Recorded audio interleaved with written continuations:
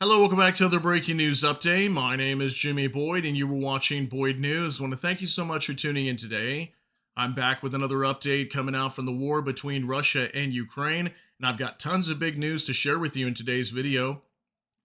So we're going to talk about the Trembita missile once again, and we just discussed this missile probably about 3 to 4 months ago.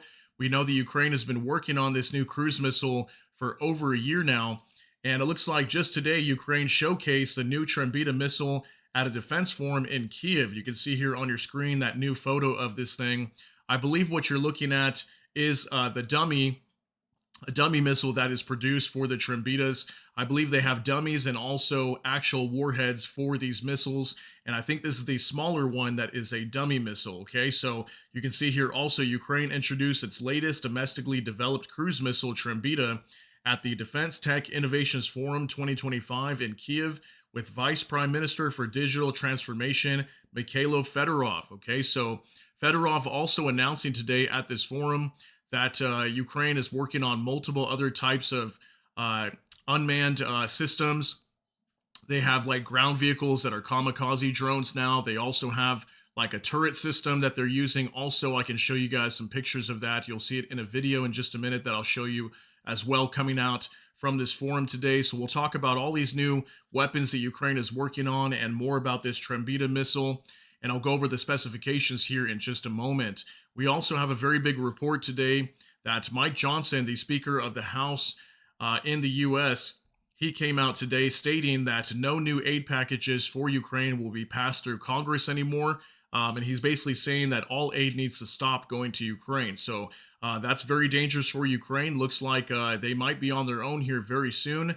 And I'm wondering if maybe this has something to do with the minerals deal that's going on right now between the U.S. and also Ukraine. This could potentially just be pressure to put on Zelensky to get him to sign this draft proposal for transferring minerals from Ukraine to the U.S. in exchange for weapons. So that could possibly just be a statement coming out from him to put pressure on Zelensky to sign it, but we'll have to wait and see. But yes, he did come out today saying that no more aid should be going to Ukraine. Okay, so that is very big. That possibly in the near future, aid is going to be cut off to Ukraine. If this war does not come to an end, they're going to be in big trouble. So let's go ahead and jump into this, guys, and we'll go over all this information today. We're going to hop on over here to a mainstream news article. Let me just show you guys the Trembita specifications here, and we'll talk about this real quick. This is on United 24 Media. It says total weight is 100 kilograms. Warhead weight, 20 kilograms. And they have two different warheads. They got a thermobaric warhead or high explosive fragmentation. Operational range is 140 plus kilometers. Speed is over 400 kilometers per hour. Altitude is 30 to 2,000 meters. Fuel type is A92 and A95 gasoline. Okay, so just a little bit of specifications on this Trembita missile before we jump into this video. We're going to hop on over to X now, and I've got a lot of information coming out over here. So here we go. This is from War Translated. The Defense Tech Innovations Forum 2025 took place in Kiev, showcasing the Ukrainian missile Trembita, which can reach speeds of up to 400 kilometers per hour and strike targets as far as Moscow. The Bulava strike drone, capable of hitting targets up to 60 kilometers away, was also presented. The Ministry of Digital Transformation of Ukraine announced ongoing development of drone swarms integrated with AI.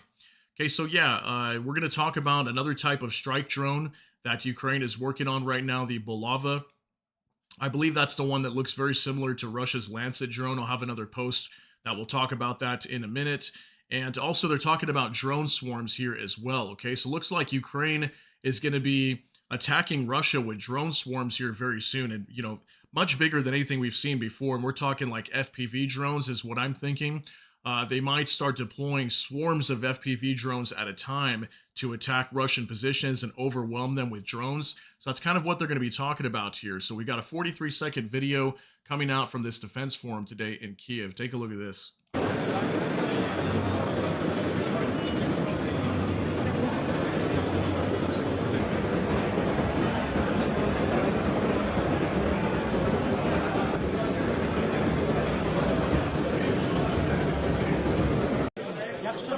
Дронів, чи зараз розробляється ця технологія? Так, вже є там десяток компаній, які над цим працюють. Ми постійно тестуємо це на полігонах. Я думаю, що це перспектива вже найближчого часу. Тобто в цьому році ми з вами побачимо вже, як працюють дорогі дронів.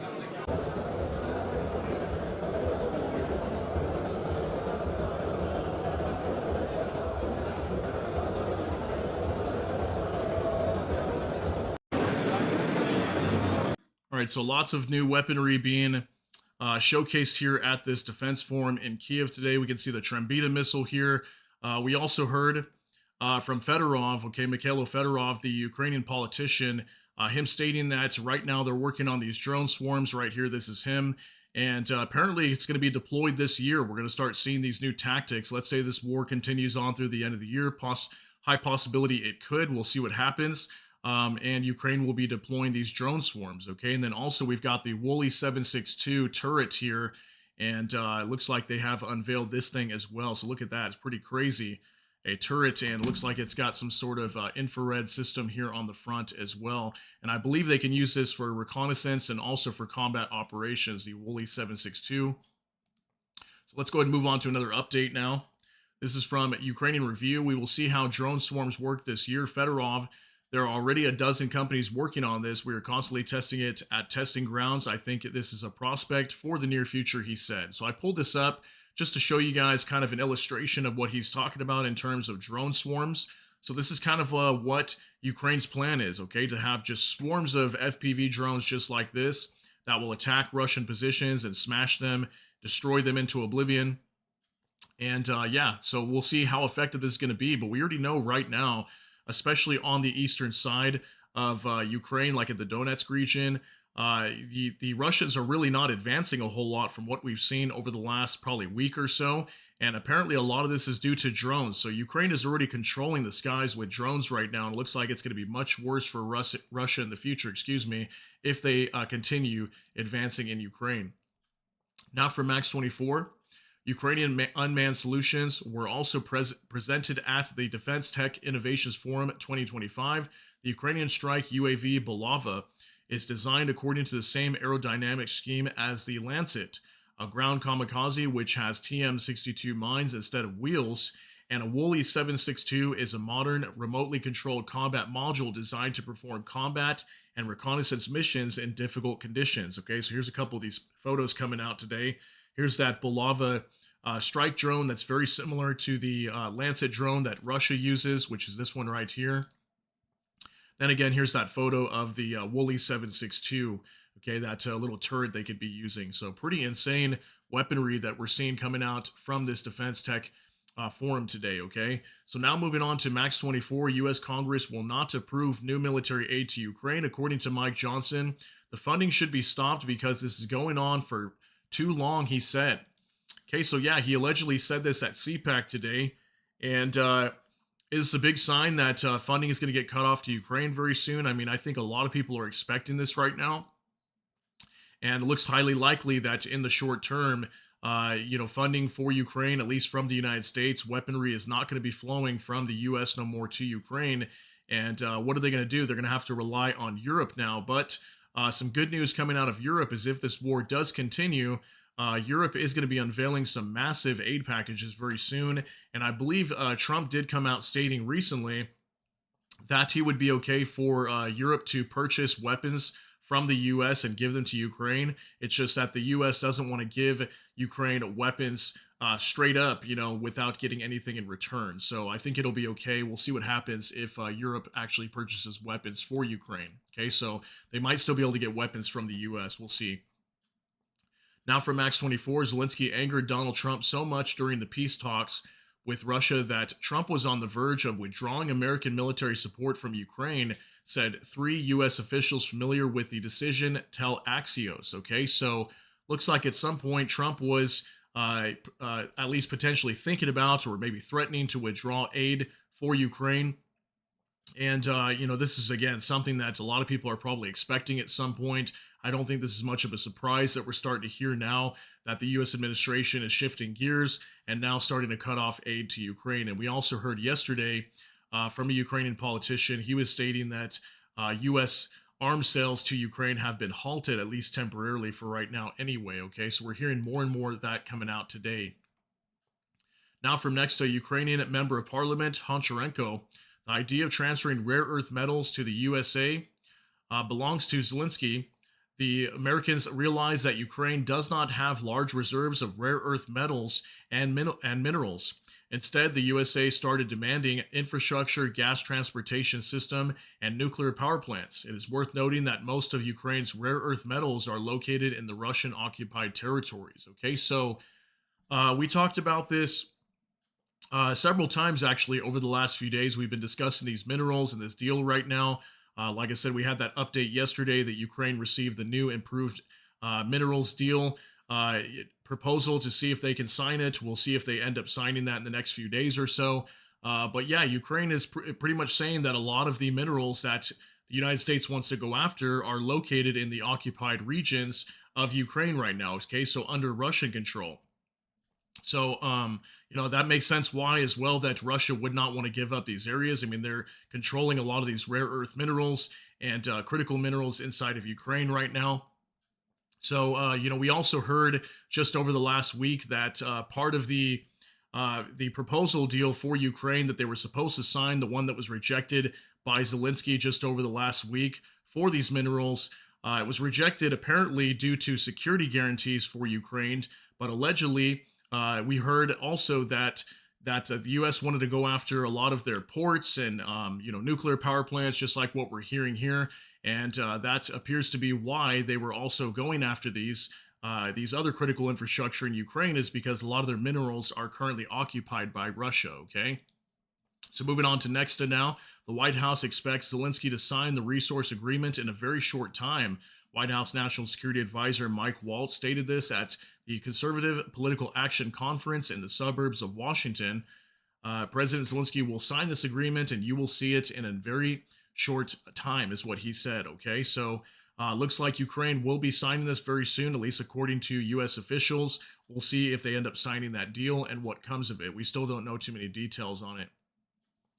Now for Max 24, the U.S. has given Europe 3 weeks to agree on Ukraine's surrender terms or it will withdraw from Europe. We have 3 weeks to grow up, said member of European Parliament, Mika Altola, if I'm saying that right, Altola. What do you think is what Max 24 says? Okay, so apparently this European Parliament member was coming out and stating that the U.S. was giving Europe 3 weeks to agree on Ukraine's surrender terms. Okay, so I thought that was interesting. Are we expecting Ukraine to surrender sometime soon? I wouldn't think so, but who knows what could really happen here. I guess anything could change on a dime. I do have a lot of information about Zelensky today and, what the Trump administration is kind of putting on him, a lot of pressure on him right now to even leave the country. So we'll see what happens here very soon inside of Ukraine. A lot of things could change very quickly. Also from Anton Gerashenko, Putin dragged out Oreshnik threats once more, said that the whole world is talking about the Oreshnik missile, and said the temperature of the missile's warhead corresponds to the temperature on the surface of the sun. I wonder who gives him this information. Okay, so this was Vladimir Putin, the president of Russia, speaking today at a conference, just briefly talking about this Oreshnik missile once again, and talking about how hot it gets and that it corresponds to the temperature of the sun. Take a look at this. Весь мир говорит про орешник, да? А на материалы-то какие? Температура на этих боевых головках соответствует температуре Солнца, температуре на поверхности Солнца. Весь мир говорит про. Okay, so it's definitely been a few weeks since we've heard Vladimir Putin talking about the Oreshnik missile, but apparently while he was holding this conference, he brought it up again. Okay, so we've been waiting to see if Russia was going to launch another one of these into Ukraine. So far, they've only launched one as far as we know. And there could be some major consequences if they fire another one of these again with an actual warhead. Apparently, they're very powerful from what we're hearing. It gets extremely hot and it can destroy areas very similar to like a nuclear weapon, but apparently it's not classified as a nuclear weapon. Okay, so now from LX Summer 1. Kaluga region, Russia. Plastic recycling plant on fire. Tonight, a powerful fire occurred near the village of Okhorokovo, if I'm pronouncing that right, in the Zhukovsky district. A plastic recycling plant is ablaze. The glow and a column of smoke are visible several kilometers away from the city of Obninsk, if I'm pronouncing that right. Also, so in the Kaluga region, we had a plastic recycling plant on fire. Don't know really how this fire was started, but there's been so many fires inside of Russia recently, and many of these being like civilian style plants. So I wonder if maybe this was some sort of sabotage on this facility. Maybe it was being used for military purposes. We have been hearing a lot of that in Russia. So about a 30-second clip. Take a look at this.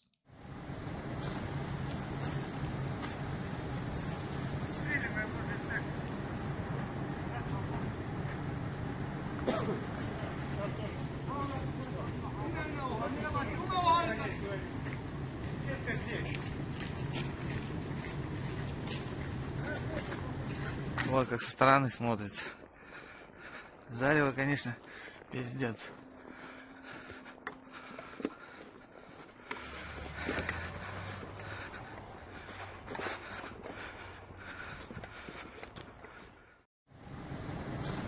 All right, so this was a plastic manufacturing plant. You can see here a massive fire completely burning it to the ground.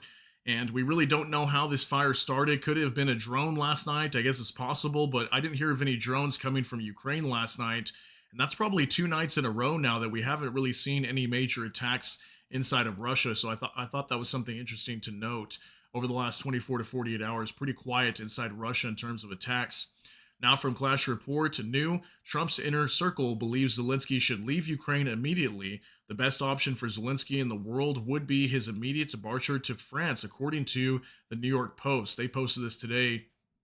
Zelensky's friend list dwindling in the Trump White House as peace talk tensions escalate. Best case is that he leaves to France immediately.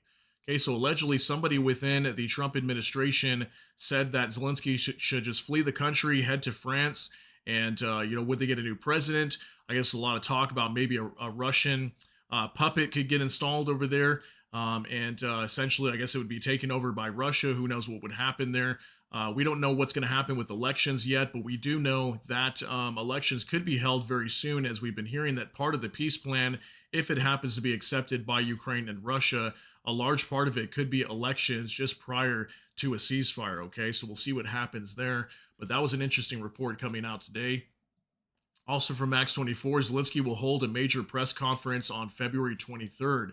Okay, so in just 2 days from now, on Sunday, we're going to be seeing Ukraine holding a major press conference. Zelensky's going to be doing this, and I'm very curious to see what he's going to be talking about. I mean, that will be 1 day before the 3-year marking of the war, so I'm sure he's going to talk a lot about that, but maybe we're going to hear some major announcements coming out, maybe on this minerals deal. Maybe it's already been signed. Who really knows? But I'm sure we're going to hear a lot of announcements coming out on Sunday, okay? Now from Nicholas Drummond.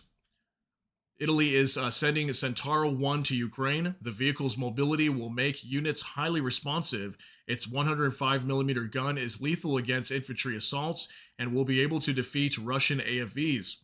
This could be the point where the wheeled assault gun / tank destroyer comes of age. Okay, so check this thing out. The Centauro 1 coming from Italy. So they're going to be transferring this thing to Ukraine very soon. I'm not sure how many they're going to be receiving, but they're going to be receiving these very soon. So pretty cool to see that. All right, now from Bliskovka. This morning, the Russians dropped 3 guided bombs on Kostiantynivka, Donetsk region, according to RMA. A 40-year-old man was killed. 2 others were lightly wounded. Okay, so Kostiantynivka being hammered a lot over the last 3 days. Pretty much every day we've been hearing of guided aerial bombs being dropped on this city. This is in the Donetsk region on the eastern side of Ukraine, not too far away from the front line. So it explains why it would be getting hit so much. I'm not sure if there's a lot of Ukrainian military presence here. Maybe that's why they're doing so, but we have been seeing a lot of injured people, injured civilians in this area, some even losing their lives. You can see here today, unfortunately. Kostiantynivka getting hit very hard recently. Now from Noel Reports, today's front page of the New York Post. Okay, take a look at this, guys. From the New York Post on their front page, to President Trump, this is a dictator, and 10 other Ukraine war truce we ignore at our peril.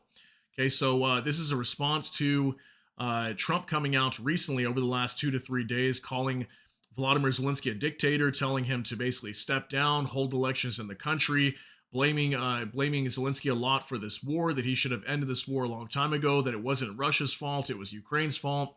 So this is kind of the New York Post coming out and bashing on Trump on all of his statements on Zelensky. Most of you are probably aware of the statements Trump has been making recently by now. Also, from War Translated, the main intelligence directorate of Ukraine reports that Russian propagandists have received instructions to promote victorious narratives ahead of the anniversary of the invasion. The Kremlin is preparing to announce a victory on February 24th, 2025, attempting to mask its status as an aggressor. Okay, so in just a few days from now, we are going to see the third year anniversary of this war between Russia and Ukraine. And we have been hearing about this for weeks now, that the Kremlin is preparing to make it appear as if they won this war, they're victorious, they've completed all their war goals, whether they actually have or not. And they're going to try to make it appear as if they're not the aggressors here on Ukraine. I mean, they do that repeatedly every single day. We've seen a lot of that already coming out from Russia. But yeah, that was announced today. So expect that over the next few days. We're going to see a lot of information coming out from Russia. Russian officials stating that they've won this war. This war is going to be coming to an end, and Russia is victorious, okay? Now for Bliskovka, Ukraine lost 40% of gas production due to Russian missile strikes, according to Reuters. Because of this, Kiev plans to import up to 800 million cubic meters of gas from Europe in February to March. We could do without imports this heating season, but attacks on production force us to compensate for losses with supplies from abroad, the sources said. Okay, so Reuters reporting this today. Ukraine plans to import 800 MCM of gas until April after Russian strikes. Okay, so we have been seeing a lot of that recently. Just a few days ago, over the last week in Poltava, there was a major gas storage facility over there completely destroyed by missiles. And the entire region, almost in the Poltava region, was completely out of heating, okay, due to these strikes. And this is also after, just as the U.S. met in Saudi Arabia with Russia, Sergei Lavrov, the foreign minister, was down there, and he told the U.S. that they would reject any signing of a plan to, basically put an end to strikes on energy facilities inside of Ukraine, and for Ukraine to stop doing the same thing too. Russia came out and said, we're not signing anything like that. And this is mainly due to, Russia not attacking anything other than military infrastructure, okay? That they're not going after civilian infrastructure, but yet a large percentage of Ukraine's energy infrastructure is destroyed. We already know from DTEC, the major energy company over there, they're saying like 80% of their energy facilities have been destroyed already. And now we're hearing that Ukraine's having to import a lot of gas into their country because a lot of their gas storage has been destroyed, okay? Also on the western side over near Lviv, there's lots of gas storage over there that has been hit by Russian missiles in the past, okay? So pretty insane news. Now from Vicegrad 24, breaking another fiber optic cable between Finland and Germany has been destroyed off the Swedish coast. Swedish authorities say they suspect undersea sabotage near the Swedish island of Gotland.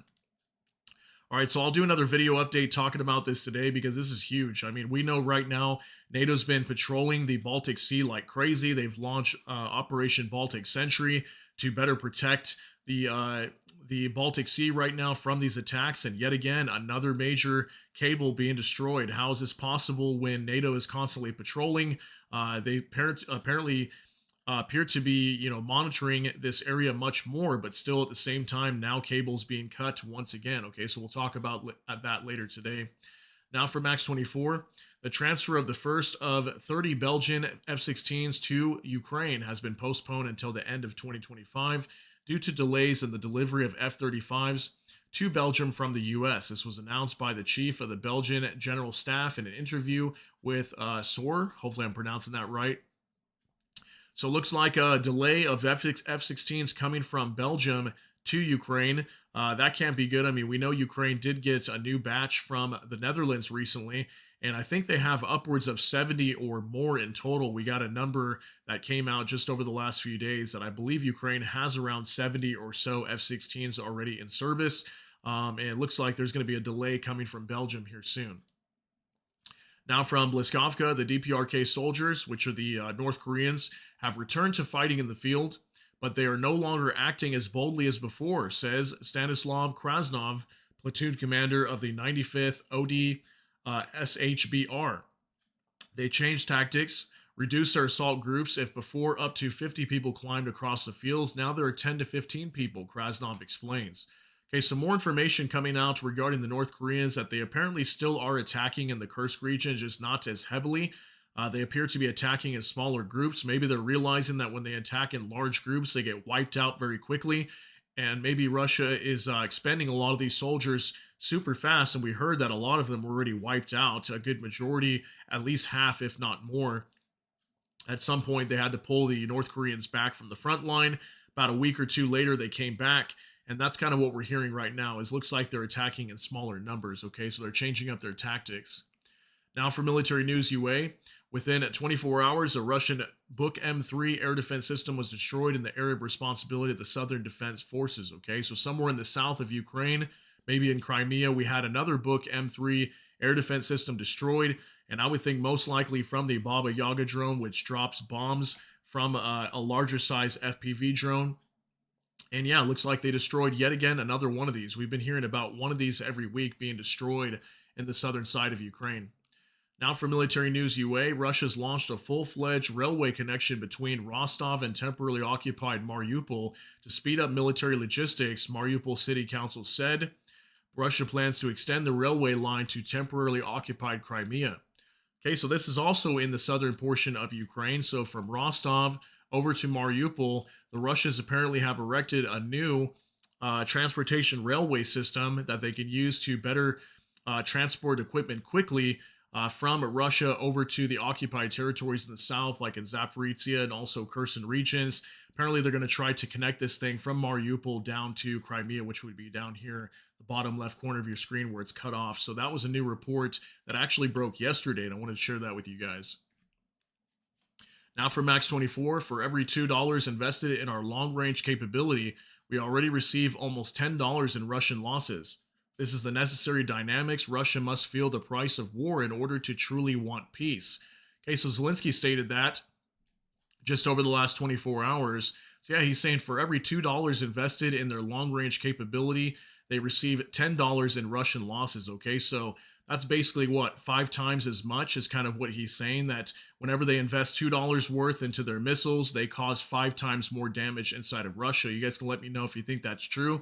I mean, we already have seen just Neptune missiles alone being used inside of Russia that destroy like sometimes oil depots. So I can imagine, some of these missiles are going to cost much less than, full storage tanks of oil at oil depots whenever they go up in flames, as Ukraine has used missiles many times to strike those. Now from Ukraine, from Max 24, Ukrainian air defense shot down 87 out of 160. Russian UAVs, 70 drones suppressed by electronic warfare. And it looks like we don't know how many missiles were shot down, but we did have Iskander-M ballistic missiles being fired, also KN-23 ballistic missiles. Looks like 2 were fired into Ukraine, and we don't know how many were shot down or if any of them were. So yeah, it looks like 160 UAVs going into Ukraine last night, and interesting because we didn't really hear of any major attacks inside of Ukraine this time around. Usually when we see this many drones entering Ukraine, like we've seen Odessa get hit really hard, which is in southwestern Ukraine. And I haven't heard any information like that today. So it looks like Ukraine was able to take down a good majority of these, and looks like these drones did not cause too much damage, okay? Now, finally, from the Kyiv Independent, these are the indicative estimates of Russia's combat losses as of February 21st, according to the Armed Forces of Ukraine. All right, guys, our final update of the day, Russia's losses as of February 21st, 1,280 troops, 18 AFVs, 143 vehicles and fuel tanks, 12 tanks, 52 artillery systems, 135 UAVs, 4 MLRS, that's a lot more than we normally see, usually no more than 2. Also 2 anti-aircraft warfare systems and 1 special equipment. All right, so lots of losses being reported today on the Russian side. And as we can see here, 1,280 troops, so right around that 1,200 troop loss number we've been seeing over the about last maybe week and a half. 143 vehicles and fuel tanks, quite a bit today. And still right around 15 tanks that we've been seeing. So a little bit less, 12 today over the last 24 hours, okay? So lots of huge reports coming out from this war today. And I'm very curious to see what happens with this Trembita missile when they start actually using this thing to strike targets inside of Russia. And they claim that it can strike Moscow, so I wonder what they would go after over there. Maybe the Moscow refinery. Who knows what they would use to attack inside of Russia with. with this new missile here. Okay, so we'll see what happens coming out very soon. And I want to thank you so much for tuning in today for this update. If you got something out of this, please smash that like button. Also, if you enjoy my content, please consider subscribing down below. Hit the notification bell. That way YouTube can notify you. And with that, hope you all have a great day. Everybody take care and God bless. And we'll see you in the next one.